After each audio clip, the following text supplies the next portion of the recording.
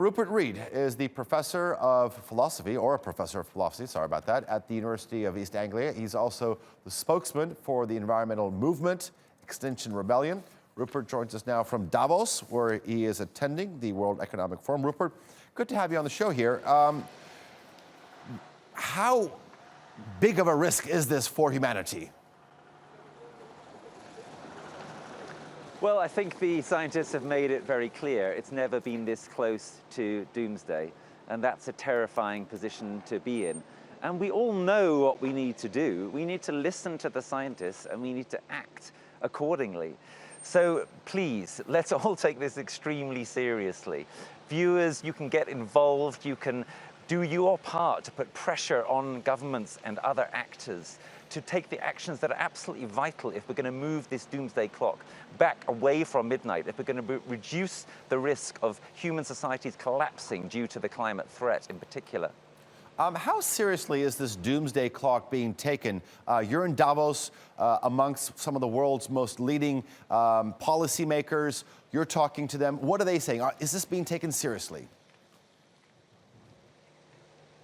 I think the first thing to say about Davos this year is that it is clear that the climate issue is being taken more seriously here than it has ever been taken before, and that's encouraging. But the second thing to say is it is still way, way off the pace. So most people here, for example, are talking about achieving carbon emissions going to zero by 2050. But Extinction Rebellion believes that that date ought to be closer to 2030 or even 2025.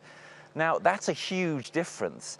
If this is an emergency, and what the scientists are telling us in this doomsday clock is very clearly it is an emergency, it doesn't make any sense to put off action for the next 30 years. We need to be pulling out all the stops now. We need to be decarbonizing our systems extremely rapidly now. We need to be reducing the fleets of private jets, for example, not increasing them. So yeah, we're making some progress here at Davos, but oh my goodness me, it's not nearly quick enough. Huh, that's a good point. Most people believe that this is a crisis of epic proportions. Currently, we stand at 100 seconds out. If the current trend continues, next year, could we see it dip below 100 seconds?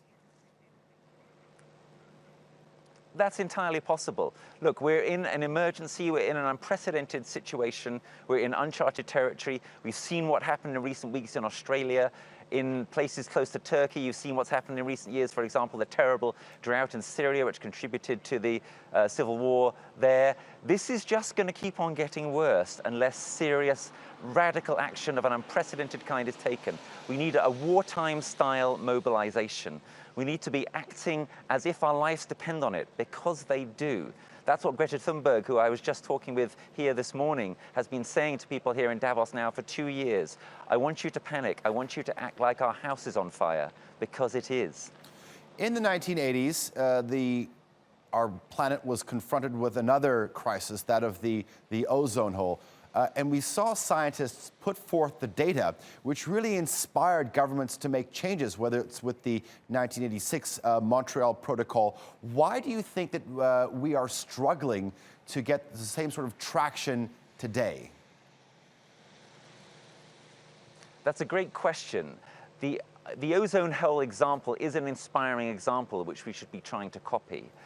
But this crisis is deeper and bigger because carbon is involved with virtually everything. It can't sort of be isolated the way the ozone hole crisis could be. It was mainly to do with things like air fresheners and fridges and so on. Carbon is everything, it's our whole economy. It has to stop being our whole economy. We have to be serious about transforming the way we live, about system change. And let me tell you this, it's actually going to be good for us in many ways if we actually start to get serious and do this. If we, for example, reduce the length of travel that we have to work, if we relocalize our economies, if we rebuild our communities, we will diminish the amount of loneliness, we will increase our health. If we cycle more, for example, that's leading to a healthier society. So we can actually have a happier society and a happier world if we listen to these scientists and act accordingly. It's what I call the beautiful coincidence. The very things we need to do in order to save ourselves from doom are pretty much the very same things we need to do in order to actually improve our lives. And that's a hopeful thought. Very well said. I think very simple steps that we can all take to make our planet a better place. All right, Rupert, great to talk to you. Thank you for coming on to the NewsHour. I do appreciate it.